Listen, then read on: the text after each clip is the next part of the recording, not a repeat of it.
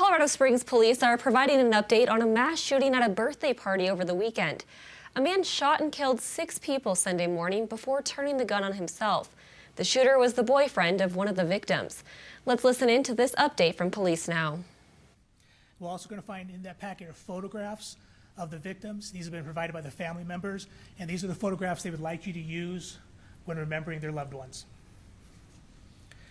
At the end of this conference, all that information will also be posted on social media for those people who can't attend, and also for our citizens, so they'll be able to gather that information. Now I'd like to invite Chief Nisky to the podium.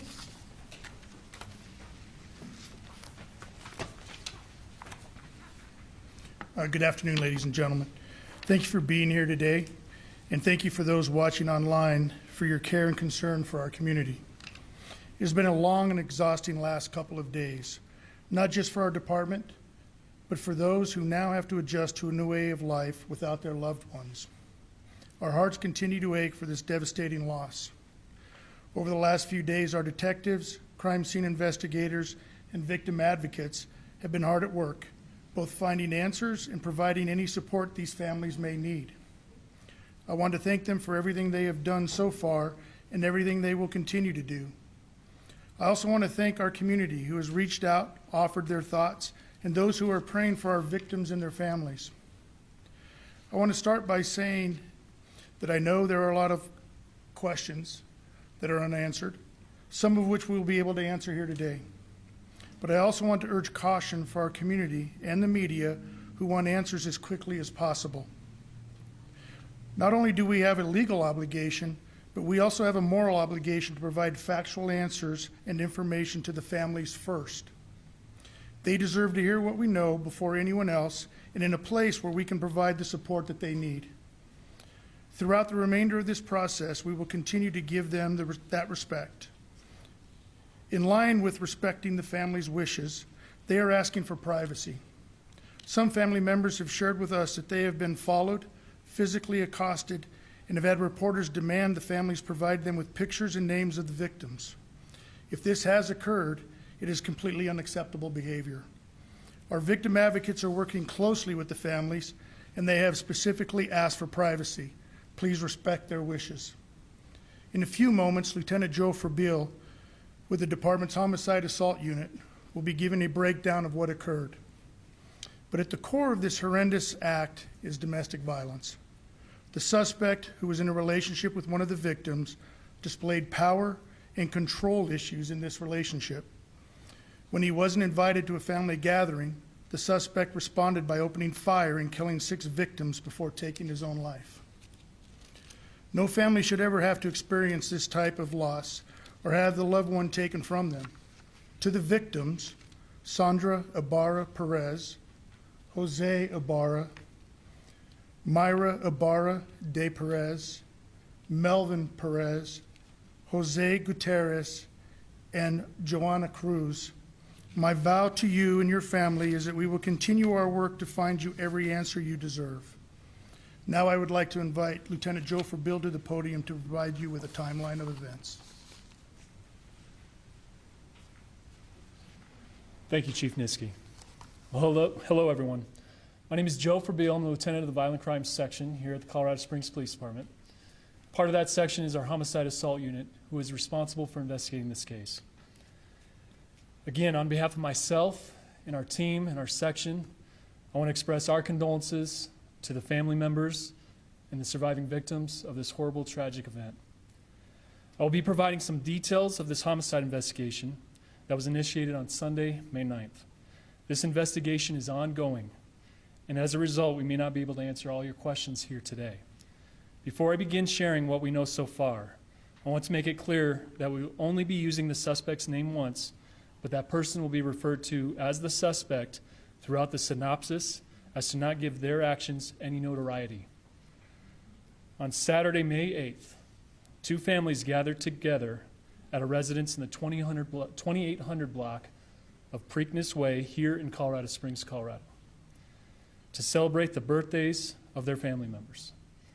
The families are associated to one another through the marriage of Melvin Perez and Mayra Ibarra de Perez, who were both present along with their children.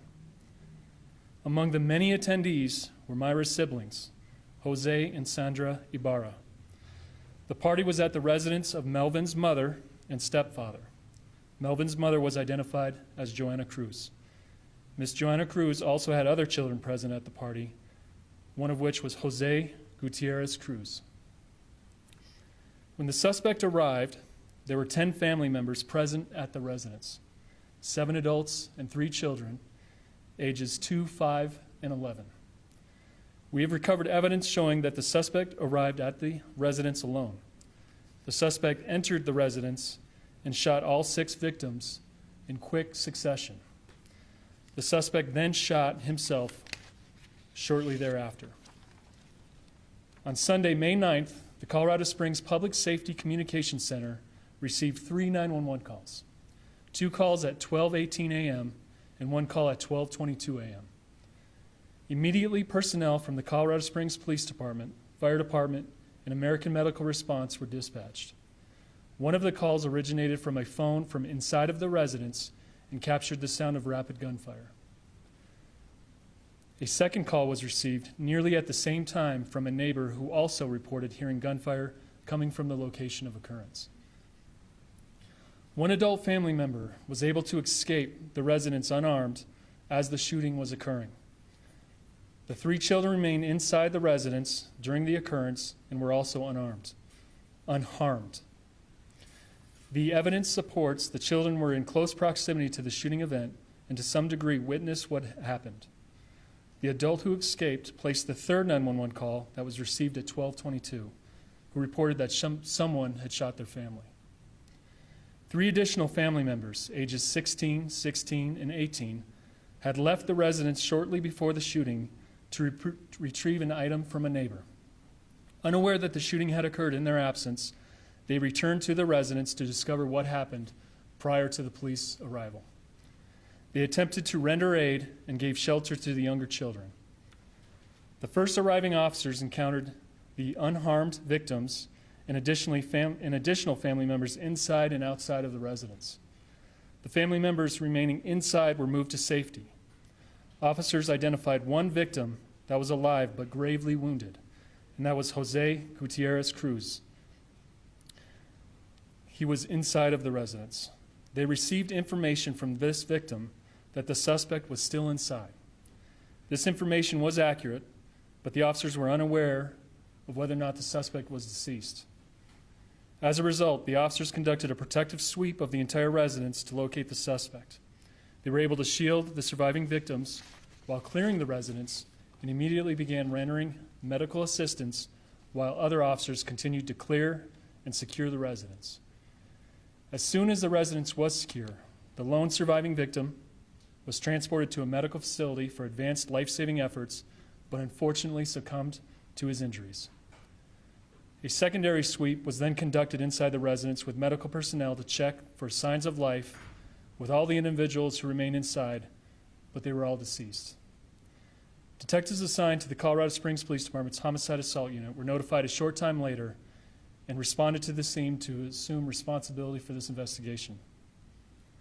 The suspect in this case was identified as 28-year-old Teodoro Macias of Colorado Springs. The suspect had been dating one of the victims, Sandra Ibarra, for approximately 1 year. The suspect was not invited to the family gathering, and evidence supports he became upset over that lack of an invitation. The suspect had a history of controlling and jealous behavior towards the victim. This behavior in particular was most obvious with trying to isolate her from her family and making efforts to prevent her from attending family events. There are no previously reported occurrences of domestic violence between the two in that relationship with the local police departments here. Through the course of the investigation, investigators have not learned of any unreported physical altercations between the two during the course of their 1-year relationship. The suspect does not have a criminal history.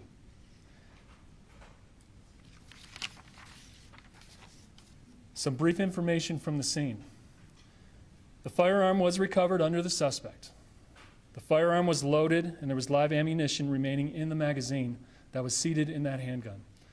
One empty 15-round magazine was also recovered from the scene, along with 17 shell casings. The firearm used was a Smith & Wesson M&P 9mm semi-automatic handgun that was equipped with two 15-round magazines. It was purchased, one of which was empty and left on the scene. It was purchased from a dealer back in 2014 at a local gun store.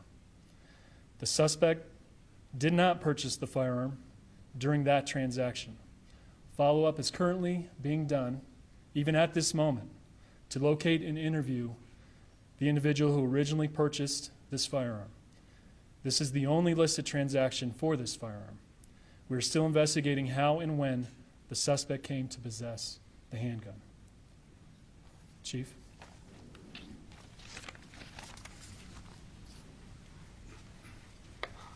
Thank you, Lieutenant Bill. Before we open up for questions, I want to reiterate this is an ongoing investigation, and we are continuing to do everything we can to provide as many answers as possible to surviving family members of this very tragic event. I want to acknowledge and thank those that have assisted and continue to work on this investigation. Our Communications Center personnel, CSPD patrol officers, CSFD firefighters, and AMR EMS personnel, ATF, DHS, the District Attorney's Office, the El Paso County Coroner's Office, the Metro Crime Lab, Victim Advocacy Unit, Forensic Interview Unit, and our crime scene and homicide investigators. We will now open this press conference up for questions. We want to make sure that we can answer all of your questions, so please raise your hand and we will call on you individually. I will ask Lieutenant Bill and Mayor John Southers to join me at the podium so we can answer any questions that you may have. Yes. Chief, was there any warning? Thank you. Chief, was there any warning, or did the people at the mobile home know that the suspect was coming before he arrived? Not to our knowledge right now. We believe that he just showed up and entered the mobile home and started shooting, but. That's correct, yes, sir. Yes. You guys said that evidence showed that he was angry about, suspect was angry about not being invited to the party. What is that evidence? How do you know that? Go ahead, Joe. So in the process of this investigation, we're investigating the manner in which the two communicated, which would include their phones. And so we're kind of moving through that currently. There's communication between the two. We're investigating the communication between the two using the phones that were recovered. Yes. You stated the last time that there was a registered purchase of this gun was in 2014 and the suspect did not buy it. Would that lead you to believe that the suspect obtained this gun illegally? I'm not going to speak to that. I'll just tell you that the suspect was not the original purchaser of the firearm, and that is the only sales transaction of that firearm. It's not reported stolen, I will say that. The serial number on that firearm, it's not reported stolen, and there's no record. Yes. Can you tell us where the three children were at the time of the shooting, where exactly they were in the mobile home, and if they were seeing that shooting actually occur? Based on the investigation thus far, they were in the main room when this event started to happen, but eventually retreated to a bedroom to seek cover.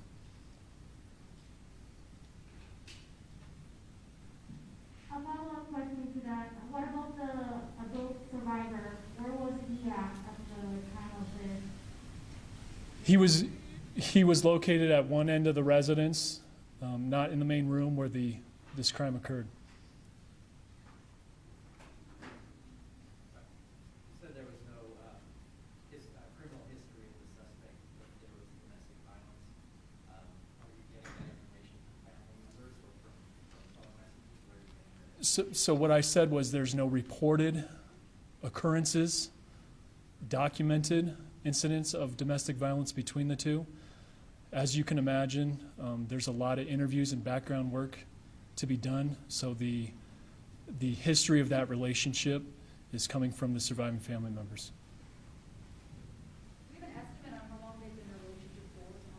Approximately 1 year.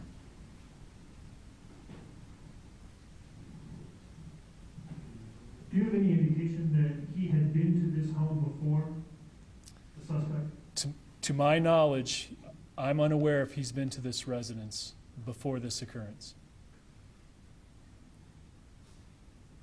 What happens to the house now? Has it been returned to the family? Is it still active and in your control, or is it open now? So we've released the crime scene, and it's in the care of the surviving family members.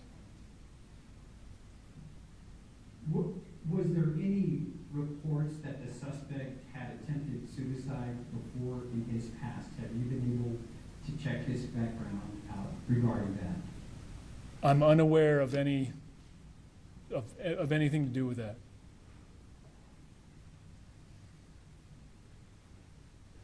Yes. You said that there were no police reports about domestic violence between the two. Is there any civil filings, like protection orders or anything like that, that might indicate a history of abuse? I don't know if everybody heard that. The question was whether or not there was any protection orders in place in terms of civilly between the two, and the answer is no. Yes. Can you tell us where those 3 children are now? In the care of their family.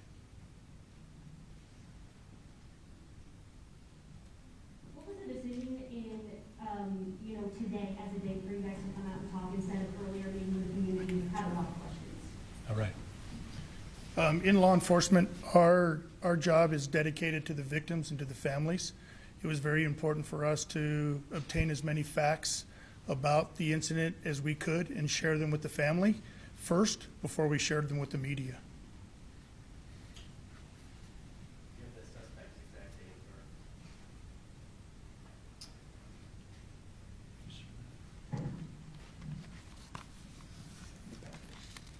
I think just his age in the packet, that is something we can provide at a later time. We'll get it to you at a later time. How are the kids doing? Are you guys providing any counseling? So we have a very robust victim advocacy unit that have been in constant contact with the family along with personnel from Department of Human Services.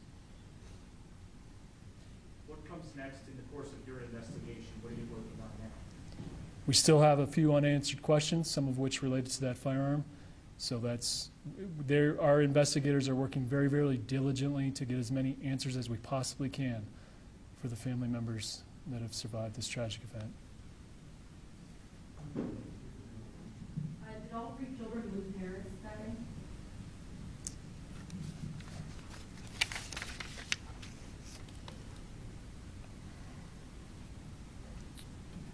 Yes, they did. There's one of the children, smaller children, and some of the teenagers lost both parents.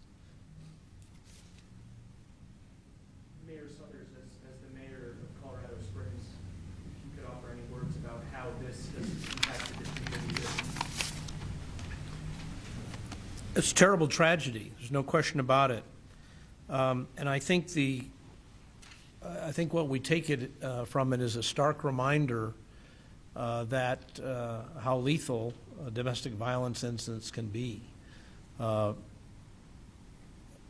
20 to 25% of the victims of homicides related to domestic violence are not the people involved in the relationship, but are either police officers that respond, are family members, or bystanders. And what we have here is, a situation where all these people were together. He apparently had anger directed at the adults and his partner, and the tragic consequences are, unfathomable. We've got children orphaned by this situation, and we've got incredible number of families adversely impacted, and that in turn impacts the community. So I guess my message would be, we've had, in Colorado, we've had domestic terrorism incidents where lots of people were killed. We've had random acts like going into a King Soopers or a movie theater, but let's not forget about the lethality of domestic violence. Another question for the investigators. Will there be a toxicology test done on the suspect to see if there were any alcohol or drugs in his system Yes, that's normally a normal course of action for our El Paso County Coroner's Office at the time of autopsy. And also, can you tell us, this was a mass shooting for officers, I don't know, sir, if you were there, or if there was an officer who was there, can tell us how this has impacted officers and how the officers are doing after something like this? Well, we have a wellness program here at the Colorado Springs Police Department, and along with peer support that has continually reached out to the shifts that responded to that, as well as our investigative team here at the Police Operations Center. Is this the deadliest shooting in Colorado Springs history? And then where does it rank in state history?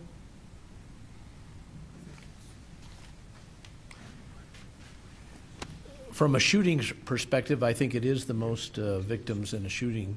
Believe it or not, 1911 was the most. I think we also had 6 victims in a axe murder, but this is the most shooting victims we've ever had, and I think 6 people, if I'm not mistaken, ranks 4th in violent incidents in Colorado. Just talking about the relationship between the suspect and the family, was there friction between the suspect and the family? Can you tell us why he was not invited to this event? So again, we're still moving through this investigation, but what we know so far in regards to your question, sir, is that a week prior to this incident, that there was another family gathering where there was some type of conflict between the family and the suspect. Usually when a person commits suicide, we're told to leave a note or some type of signal. Does the suspect do that? I'm sorry, ma'am, but I missed the first part of your question. Usually when somebody commits suicide, they leave some type of note or some type of signal to those that know them. Did this suspect do that? We don't have a note. Where was the gathering a week before this shooting you mentioned? It was at a different residence. The question was, where was the gathering a week before this incident? It was at a different residence here in the city. You said there was a 911 call that came from inside the residence. Was that from a child or an adult? It was from a phone, and unfortunately, there was nobody that answered or were able to, at least in a position to speak. So I don't know who actually dialed 911 from that phone.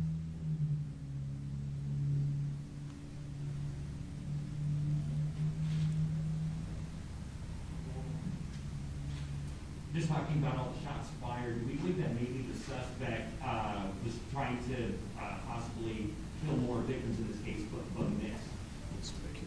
Yeah, that would be very speculative. So I'm not going to answer that question. Do we know how many, if any, bullets went outside of that trailer? We have evidence to support that one projectile entered another home, and there was no injuries reported from the occupants of that residence.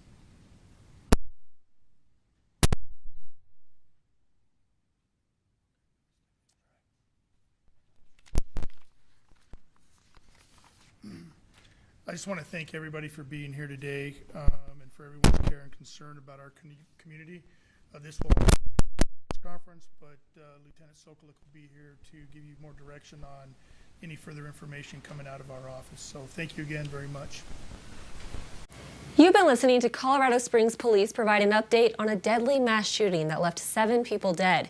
For continuing coverage on this developing story, stay with us right here on CBSN Denver and CBSDenver.com.